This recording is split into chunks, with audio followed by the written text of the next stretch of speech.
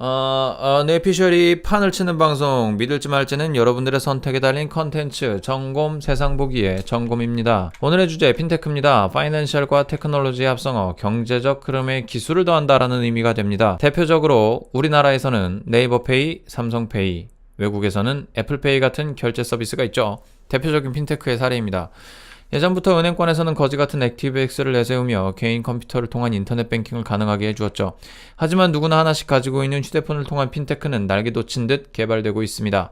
그리고 사람들의 삶에 녹아들고 있죠. 오늘의 주제 핀테크입니다. 자, 핀테크란 무엇일까요? 과연 그것이 궁금하다, 알고 싶습니다. 과연 그것이 무엇일까요? 여러분들 만약 삼성 휴대폰을 쓰신다면 일정 버전 이후의 휴대폰에서는 삼성페이가 가능합니다. 그냥 휴대폰을 가져다 대면 결제가 뿅 하고 실행이 되는 것이죠. 미국에는 애플이 휴대폰과 애플워치를 사용한 애플페이를 운영하고 있고요. 액티브엑스 같은 거지 같은 애드온을 쓰지 않아도 결제할 수 있도록 배려해주고 있는 네이버페이나 카카오페이도 있습니다. 이것이 바로 경제적 생활의 편리함을 더해주기 위한 우리 손안에 가지고 있는 기술의 집약체인 휴대폰이나 컴퓨터를 활용한 결제 방법들입니다. 이를 통해서 윈윈이 이루어질 수 있죠. 핀테크에 진출한 업체들은 대신 물건을 구매해주고 카드 결제를 받죠. 이 과정에서 0.15%라는 수수료를 떼갑니다. 사용자들에게 아니죠. 물건을 판매하는 판매상들에게 수수료를 청구해서 가져가게 됩니다. 아주 낮은 수수료를 부담하면서 편리함을 누릴 수 있는 것이죠. 직접 매장에 가지 않고 액티브엑스 같은 거지 같고 어려운 절차를 생략하면서 내가 나의 돈을 사용하고 물건을 받을 수 있다는 결론에 도달하게 됩니다.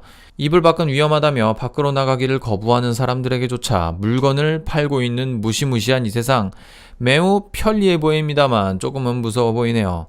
하지만 아직은 그냥 웹상에서도 인증번호만 받으면 카드 결제가 그냥 가능하고 집 앞 편의점을 가도 엔간한 물품들은 다 있는 세상에 핀테크 많이 사용하시나요?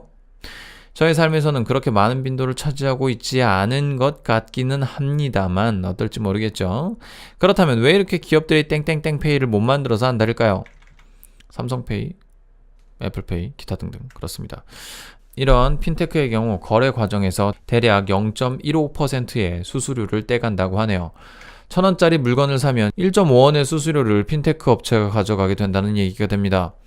그럼 너무 적은 거 아니냐?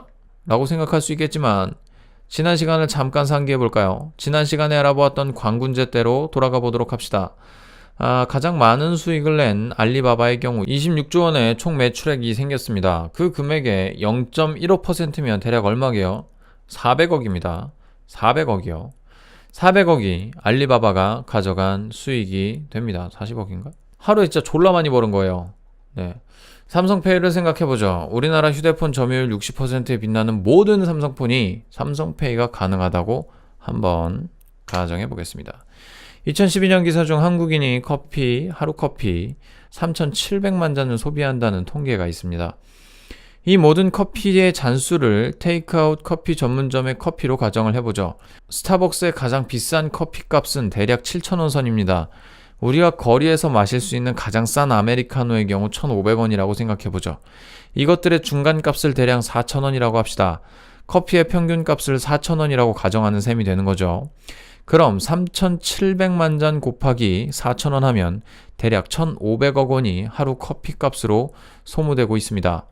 이렇게 커피를 사는 사람들 중 60%의 사람이 삼성페이가 가능한 휴대폰을 가지고 있으며 이 사람들이 모두 삼성페이로 커피를 마셨다고 가정했을 때 900억이 삼성페이로 지불되게 됩니다. 그럼 여기서 0.15%는 얼마일까요?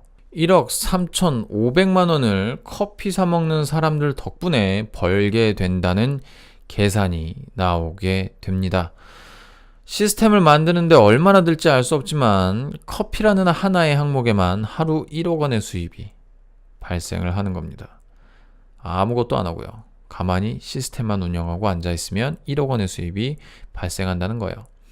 사람이 생활하면서 소비하는 모든 소비활동을 삼성페이로 결제한다면 1인당 삼성페이에 수수료로 던지는 가격은 한 달 200만 원의 생활비를 지출한다고 가정했을 때 3,000원을 그냥 가져가게 된다는 얘기입니다.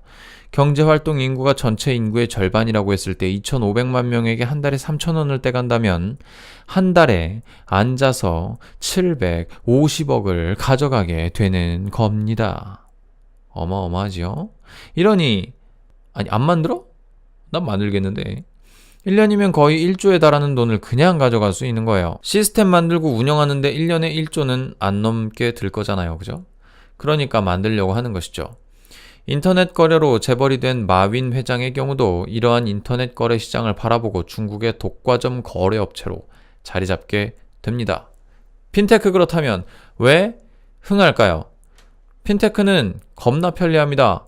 어떻게 보면 불편할 수도 있지만 편리하다고 느끼게 될 수밖에 없는 이유, 네이버페이, 카카오페이, 삼성페이, 기타 등등들은 결제하는데 굉장히 편리합니다. 비밀번호나 지문인식 등을 통해서 내가 나인 것만 인증을 해주면 미리 넣어놓은 결제 정보를 구매를 원하는 쇼핑몰로 전송해서 결제가 이루어지게 하죠. 매우 편리합니다. 뭐 카드 번호 일일이 입력할 필요 없고, 액티브엑스 꺼내서 입력해야 될 필요 없고, 뭐 이거 뭐야 어디야 뭐야 인증 카드 같은 거 꺼내가지고 뭐 번호 누를 필요도 없습니다. 힘들게 끼역끼역 계좌이체를 할 필요도 없죠. 에러가 날 수 있는 추가 애드온 프로그램을 깔 일도 없고, 그렇기 때문에 굉장히 편리한 서비스로 자리 잡고 있습니다. 핀테크 업체들은 편리함을 사용자에게 제공하고 마진이 남는 소매업체에게 금액을 청구하여 많은 돈을 벌어들이고 있습니다. 얼마 전 기사가 떴죠. 세계 100대 핀테크 업체 선정에 당당하게도 한국 기업 이름을 넣었습니다. 바로 토스 앱으로 유명한 비바 리퍼블리카라는 기업입니다. 35위에 랭크되었다고 하더군요. 편리하게 송금을 도와주고 결제도 하며 핀테크 시장의 거목으로 슬슬 자라고 있습니다. 편리함을 제공해 줌으로써 누적 거래 8조 원을 달성했다고 하네요.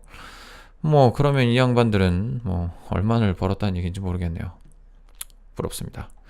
결론입니다. 핀테크에 대해 열심히 설명하고 나니 돈 버는 방법 참 다양하구나 싶습니다. 저도 저렇게 대동강물 팔아서 돈 벌고 싶네요. 정곰이었습니다.